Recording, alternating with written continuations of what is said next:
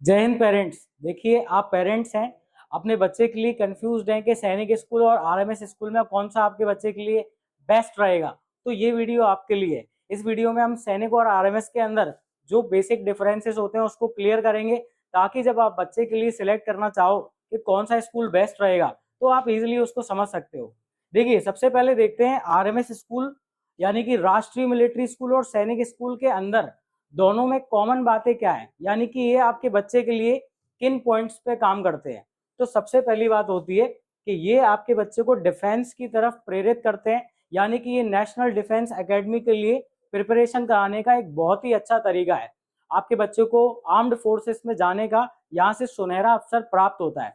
दूसरी चीज है कि इन स्कूलों की जो पढ़ाई होती है वो सीबीएसई बोर्ड अफिल्टेड होती है, यानी कि बच्चे एनसीईआरटी करिकुलम के ऊपर पूरी पढ़ाई करते हैं, जो कि जनरली स्कूल के अंदर आपको देखने को मिलता है, यानी सीबीएसई पैटर्न होता है। एंड तीसरी चीज होती है कि इन स्कूल्स के अंदर आपके बच्चे को रेसिडेंशियल अवेलेबिलिटी होती है, यानी कि आपका बच्चा वहां रहकर अच्छी तरीके से हॉस्टल में पढ़ता है, यानी कि यहाँ हॉस्टल फैसिलिटी होती है। एक इन्वायरमेंट बच्चे को ऐसा मिलता है जहाँ पे वो रहता है और वहां पढ़ता है। टाइम टेबल सारी चीजों का रूटीन होता है, डिसिप्लिन का काफी ध्यान रखा जाता है। आगे अगर हम लोग बढ़ेंगे तो और क्या क्या डिफरेंसेस होते हैं, तो देखिए, राष्ट्रीय मिलिट्री स्कूल सैनिक स्कूल के मुकाबले काफी ज्यादा अर्ली टाइम्स में बनाया गया था, बहुत पुराना है। यहाँ अगर हम बात करें तो ये 1925 में जो ब्रिटिश एरा था, यानी कि जब अंग्रेज भारत में शासन किया करते थे, उस समय पे इसकी स्थापना करी गई थी, ताकि बच्चों को प्रेरित करा जा सके कि वो आर्म्ड फोर्सेस में जाए, आगे चल के अपना भविष्य उसमें बनाए। दूसरी बात, जब ओरिजिनली इसका नाम, शुरुआत में इसका नाम था, तो वो राष्ट्रीय मिलिट्री स्कूल नहीं था। उस समय पे जो राजा थे किंग जॉर्ज, उनके नाम पे इस स्कूल का नाम था king George royal Indian military school. बाद में जबकि भारत आजाद होता है, उसके बाद फिर इसका जो नाम है वो राष्ट्रीय मिलिट्री स्कूल करके आज हम लोग जानते हैं। इसके बाद बात करें, सबसे पहला कैंपस जो बनाया गया था भारत के अंदर, 5 ही राष्ट्रीय मिलिट्री स्कूल हैं, जिसमें सबसे पहला बनाया गया था जहां स्टैब्लिशमेंट हुई थी वो है आपका हिमाचल प्रदेश का छैल स्कूल। दूसरी तरफ अगर बात करें सैनिक स्कूल की, तो हमारे डिफेंस मिनिस्टर हुआ करते थे वीके कृष्णन मेनन। उनकी सोच की वजह से, उनके नेतृत्व की वजह से 1969 में यह सोचा गया कि राष्ट्रीय मिलिट्री स्कूल्स, जो कि बेसिकली पूरी तरीके से डिफेंस पर्सनल्स के लिए होते थे, या उनके बच्चों को यहाँ ज्यादा फायदा मिलता था। अगर एक आम नागरिक अपने बच्चे को डिफेंस सर्विसेज में आगे देखना चाहता है, वो चाहता है कि उसका बच्चा ऑफिसर बने या एनडीए क्लियर करे, तो उनके लिए भी कुछ एक कॉमन पॉइंट रखना था, तो उसके लिए स्टैब्लिश किया गया था सैनिक स्कूल, जो कि पोस्ट इंडिपेंडेंट यानी कि आजादी के बाद बनाए गए। ये 1961 में बनाया गया था। इसका सबसे पहले स्टैब्लिशमेंट यहाँ हुआ। इनका जो पर्पस होता है वो भी बिल्कुल कॉमन देखने को मिलेगा, यानी कि आपके बच्चों को एक तरीके से आगे चल के एनडीए के लिए तैयार करना, सीडीएस के लिए तैयार करना, एंड आपका बच्चा अच्छी पोस्ट के ऊपर, ऑफिसर पोस्ट के ऊपर अच्छे से वर्क कर सकता है, उस तरह का उसको एक माहौल दिया जाता है, एक डिसिप्लिन, एक टाइमली रूटीन, पंक्चुअलिटी, सारी चीजें आपके बच्चे के अंदर इन्वॉल्व करी जाती है। और आगे पॉइंट्स पे बात करेंगे तो देखेंगे कि राष्ट्रीय मिलिट्री स्कूल और सैनिक स्कूल के अंदर नंबर्स कितने हैं। तो यहाँ सबसे ज्यादा जो है एक चीज हो जाती है जो चैलेंजिंग है, क्योंकि राष्ट्रीय मिलिट्री स्कूल्स, क्योंकि आप देखेंगे कि यहाँ 5 ही है नंबर में, 5 है, ठीक है, जिसमें कि आपको शैल मिल जाता है, धौलपुर मिल जाता है, अजमेर मिल जाता है, बेलगांव मिल जाता है और बेंगलुरु में एक मिल जाता है। वहीं बात करें सैनिक स्कूल की, तो ये 33 ऐसे सैनिक स्कूल हैं जो गवर्नमेंट है, और अभी भारत सरकार ने 100+ स्कूल जो कि सैनिक स्कूल हैं उनको पीपीपी मॉडल यानी कि पब्लिक प्राइवेट पार्टनरशिप के ऊपर रन करने की बात करी है। तो यहाँ पे आपको ऑप्शंस ज्यादा मिलते हैं, यानी कि 33 तो बेसिक गवर्नमेंट स्कूल है ही, साथ में 100+ आपको यहाँ पे पब्लिक प्राइवेट पार्टनरशिप के ऊपर भी स्कूल मिल जाते हैं। अब यहाँ पे अगर देखें तो थोड़ी सी बच्चों के लिए कंपटीशन टफ रहता है, क्योंकि उनके पास नंबर ऑफ स्कूल काफी कम है, और यहाँ पे बात करें तो नंबर ऑफ स्कूल ज्यादा है, तो बच्चे के लिए एक जो एंट्री पॉइंट हो जाता है वो थोड़ा सा कन्वीनियंट हो जाता है, आसान हो जाता है। ठीक है, आगे हम लोग बात करेंगे। इसके बाद देखिए, इसके बाद बात करते हैं तो दोनों स्कूल्स रेगुलेट कौन करता है, इनको चलाता कौन है। तो देखिए, जो राष्ट्रीय मिलिट्री स्कूल होते हैं वो चलाती है हमारी मिनिस्ट्री ऑफ डिफेंस, जिसका कि आप देखेंगे इसके साथ साथ इसे आर्मी हेडक्वार्टर जो है वो चलाता है, यानी कि ये पूरी तरीके से जो हमारी डिफेंस मिनिस्ट्री है उसके अधिकृत होते हैं, ये उसको कंट्रोल करते हैं, चलाते हैं, रेगुलेट करते हैं, और पूरी तरीके से ये सेंट्रलाइज्ड होते हैं। यानी कि जब बच्चा यहाँ पढ़ता है तो उसको सरकारी जो सेवा होती है जैसे कि स्कॉलरशिप वगैरह, उसका यहाँ पे ज्यादा सब्सिडाइज्ड होती है। यानी कि बच्चा जब इसमें पढ़ता है तो उसको ज्यादा से ज्यादा गवर्नमेंटल बेनिफिट्स मिल जाते हैं। वहीं अगर इस पे बात करें तो यहाँ पे अगर आप देखेंगे तो सेंटर, जैसे यहाँ सेंटर, ये जो हमारी केंद्र सरकार होती है वो इसको मैनेज करती है। यहाँ पे सैनिक स्कूल के अंदर आप देखेंगे कि यहाँ मिनिस्ट्री ऑफ डिफेंस के साथ साथ जो स्टेट गवर्नमेंट होती है वो भी इसको चलाती है। यानी कि यहाँ पे स्टेट गवर्नमेंट जो राज्यों की सरकार होती है और डिफेंस मिनिस्ट्री होती है वो दोनों मिलकर इनको रन करती हैं। तो ऐसा नहीं है कि यहाँ पे गवर्नमेंटल बेनिफिट्स हैं तो यहाँ पे नहीं है, यहाँ पे भी है। यहाँ पे 33 स्कूल जो गवर्नमेंट पूरी तरीके से सरकारी है, वहां पे आपको देखने को मिलेगा कि स्टेट गवर्नमेंट भी उसमें इन्वॉल्व रहती है, जिसमें कि वो लैंड प्रोवाइड करते हैं, स्कूल बनना है कहाँ बनना है उसके लिए लोकेशन, सारी चीजें। इसके साथ साथ यहाँ बच्चा अगर पढ़ता है गवर्नमेंट में तो उसको स्कॉलरशिप वाली सुविधा भी मिल जाती है। ठीक है, दूसरी चीज अगर हम लोग आगे बात करेंगे, इसके बाद देखिए यहाँ पे जो राष्ट्रीय मिलिट्री स्कूल होता है उसके अंदर थोड़ा सा जो डिफेंस पर्सनल होते हैं, यानी कि अगर आप पेरेंट्स डिफेंस बैकग्राउंड से हैं, आप आर्म्ड फोर्सेस में सेवाएं दे रहे हैं, तो आपके बच्चों के लिए यहाँ पे रिजर्वेशन काफी ज्यादा होता है। सैनिक स्कूल के अंदर ऐसा नहीं है। सैनिक स्कूल के अंदर सिविलियन जो बच्चे जो सिविलियन पेरेंट्स होते हैं, आम पेरेंट्स होते हैं जो कि डिफेंस बैकग्राउंड से नहीं है, उनके लिए भी वहां पे पूरी तरीके से एक्चुअली बनाई उसलिए गया है सैनिक स्कूल कि वहां पे वो बच्चे भी पढ़ सकें। तो यहाँ अगर आप देखेंगे तो जो जेसीओ होते हैं, जूनियर कमीशन ऑफिसर होते हैं, या अदर रैंक के जो ऑफिसर्स होते हैं, उनके बच्चों के लिए 70% रिजर्वेशन होता है।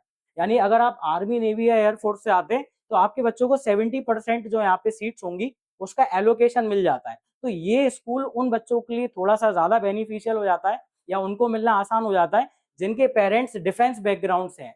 ठीक है, दूसरी तरफ अगर बात करें, ऐसा नहीं है कि आम नागरिक का बच्चा नहीं आ सकता है, आम नागरिक का बच्चा भी कंपटीशन देगा, वो भी आ सकता है, बट उसके लिए रिजर्वेशन कम है। जैसे कि बात करें यहाँ पे 30% रिजर्वेशन है जो कि रखा गया है एक आम सिविलियन पेरेंट्स के बच्चे के लिए।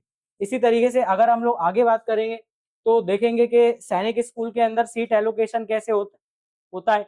तो सैनिक स्कूल के अंदर किसी स्टेट के अंदर जैसे 33 गवर्नमेंट सैनिक स्कूल्स हैं, तो उसके अंदर मान लीजिए कि कोई स्टेट है जिसके अंदर स्कूल बना हुआ है, सैनिक स्कूल है, फॉर एग्जाम्पल मध्य प्रदेश में है, तो वहां पे 33% ऐसा है कि 33 जो परसेंट रिजर्वेशन है वो दूसरे स्टेट्स के बच्चों को भी मिलता है। यानी कि आपका बच्चा किसी बाहर के स्टेट में भी क्या कर सकता है, रिटन एग्जाम क्वालिफाई करके एडमिशन ले सकता है, उसके लिए रिजर्वेशन यहाँ रहता है। इसके साथ साथ यहाँ पे 67 जो परसेंट रिजर्वेशन होता है वो होम स्टेट के लिए होता है। यानी मध्य प्रदेश के अंदर मान लीजिए कि 100 बच्चे एनरोल करते हैं, तो उसमें से आपको 67 जो सीट्स हैं या 67% जो रिजर्वेशन है वो सेम स्टेट के बच्चों को मिल जाता है। यानी कि यहाँ पे होम स्टेट के अंदर रिजर्वेशन काफी ज्यादा रहता है। साथ ही साथ यहाँ पे डिफेंस पर्सनल्स के लिए भी रखा गया है। लेकिन जैसा कि हमने बात करी राष्ट्रीय मिलिट्री स्कूल के अंदर, आपको देखने को मिलता है कि डिफेंस पर्सनल्स के बच्चों के लिए 70% रिजर्वेशन है। यहाँ पे रिजर्वेशन डिफेंस पर्सनल्स के लिए 25% रखा गया है। यहाँ पे डिफेंस पर्सनल के अगर आप पेरेंट हैं डिफेंस फोर्सेस से हैं, तो आर्म फोर्सेस से हैं, तो आपको 25% आपके बच्चे को यहाँ रिजर्वेशन देखने को मिलेगा। मतलब साफ सी बात है कि ये वाले जो स्कूल है, ये वाले स्कूल स्टेट के साथ साथ आपके जो स्टेट के जो बच्चे होते हैं जिस भी स्टेट में पढ़ रहे हैं उनके लिए रिजर्वेशन काफी ज्यादा रखते हैं। साथ ही साथ जो आम नागरिक का जो बच्चा होता है, आम नागरिक यानी कि जो आर्म्ड फोर्सेस में सेवा नहीं भी दे रहा है बट वो चाहते हैं कि उनका बच्चा एक सैनिक स्कूल में पढ़े, तो उनके लिए यहाँ पे रिजर्वेशन काफी ज्यादा रहता है। इसके साथ आगे बात करेंगे तो जो राष्ट्रीय मिलिट्री स्कूल होते हैं या हाईली सब्सिडाइज्ड होते हैं। अगर हम फीस स्ट्रक्चर की बात करें तो राष्ट्रीय मिलिट्री स्कूल के अंदर आपको फीस बच्चों की कंपैरेटिवली सैनिक स्कूल से कम मिलती है, क्योंकि इसको सेंट्रल गवर्नमेंट रेगुलेट करती है, तो वहां पे फीस डिसाइड करी जाती है और काफी सारा जो फी का जो लोड है वो गवर्नमेंट भी ले लेती है। तो बच्चे का जो पेरेंट्स है उसके ऊपर फीस का जो यहाँ पे जमा करने का वो रहता है वो थोड़ा सा कम रहता है, मतलब उनकी फीस कम जाती है राष्ट्रीय मिलिट्री स्कूल की। यहाँ पे सैनिक स्कूल के अंदर बात करें तो यहाँ फीस रिलेटिवली राष्ट्रीय मिलिट्री स्कूल से ज्यादा है। यहाँ पे 1 लाख से लेके 1.5 लाख तक एनुअली फीस जो है बच्चे की जाती है। बट चिंता की बात नहीं है, क्योंकि इसको स्टेट गवर्नमेंट भी रेगुलेट करती है। तो यानी अगर आपका बच्चा स्टेट के अंदर पढ़ रहा है, आपके पास वहाँ का डोमिसाइल वगैरह और डॉक्यूमेंट्स है, तो आपके बच्चे को स्कॉलरशिप भी मिल जाती है। तो स्कॉलरशिप की सुविधा भी यहाँ पे रहती है। इसके बाद हम लोग बात करेंगे तो यहाँ पे कहीं न कहीं अब जैसा कि देखा गया है कि वुमेन एम्पावरमेंट की हम बात करते हैं कि हमारे लड़का-लड़की सब एक समान है। तो डिफेंस स्कूल्स के अंदर भी एक बहुत अच्छी चीज़ देखने को मिलती है कि एनडीए के अंदर भी बड़े-बड़े एग्ज़ाम्स के अंदर जहाँ पे आप देखते थे पहले बॉयज़ यानी कि लड़के ही एनरोल कर पाते थे, लेकिन अब ऐसा नहीं है। अब आपको हर जगह पे जो बच्चियाँ हैं बेटियाँ हैं, उनका भी पार्टिसिपेशन देखने को मिलेगा। इसी चीज़ को मद्देनज़र रखते हुए यहाँ पे एडमिशन जो है गर्ल्स के लिए भी रहता है, ठीक है? जिस तरीके से हमने भी इस बार राष्ट्रीय मिलिट्री स्कूल के अंदर पूरे भारतवर्ष में आपको 20 जो लड़कियाँ सेलेक्ट हैं उसमें से 4 हमारे कोचिंग संस्थान से ही हुई हैं।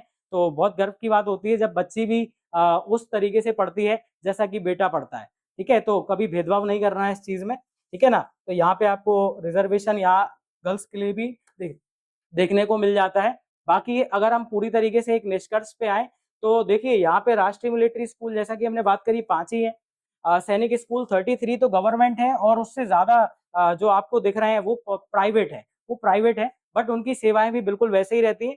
जो करिकुलम है और जो डिसिप्लिन जो एक तरीके का रूटीन होता है, वो बिल्कुल वैसा ही होता है, जैसे एक नॉर्मल आप गवर्नमेंट सैनिक स्कूल के अंदर देखते हैं वैसा ही, ठीक है ना? इसके बाद बात करें डिफेंस मिनिस्ट्री और स्टेट गवर्नमेंट दोनों चलाती हैं इसको और ये पूरी तरीके से डिफेंस मिनिस्ट्री कंट्रोल करती है, ठीक है ना? यहाँ पे मिलिट्री रैंक पे फोकस किया जाता है, यहाँ पे होम स्टेट डोमिसाइल पे फोकस किया जाता है, यानी कि यहाँ पे स्टेट के ऊपर जो स्टेट में रहने वाला बच्चा है उसके ऊपर काफी ज्यादा फोकस किया जाता है, रिजर्वेशन उसके लिए ज्यादा रहता है। और सिविलियंस के लिए ये वाला स्कूल थोड़ा सा इजिली हो जाता है सिविलियन बच्चों के लिए इसको क्रैक करना, ठीक है ना? यहाँ पे रिजर्वेशन थोड़ा सा आप देखेंगे कि डिफेंस पर्सनल्स के लिए ज्यादा है इस वजह से, ठीक है? तो ये सारी बातें थी, ठीक है? जो कि हमने आपको इस वीडियो में कवर करी हैं। उम्मीद है आपको यहाँ पे ये समझ में आ गया होगा कि बेसिक डिफरेंस एक राष्ट्रीय मिलिट्री स्कूल और एक सैनिक स्कूल में क्या होता है। अगली वीडियो में हम और चीज़ों को समझते हुए जाएँगे, लाइक यहाँ की और ज़्यादा चीज़ें जो हो सकती हैं कि फीस स्ट्रक्चर से लेके अंदर का जो करिकुलम होता है, पूरा पढ़ाई-लिखाई का सारी चीज़ें कवर करेंगे, ठीक है? तो तब तक के लिए ब आप सभी को जय हिंद।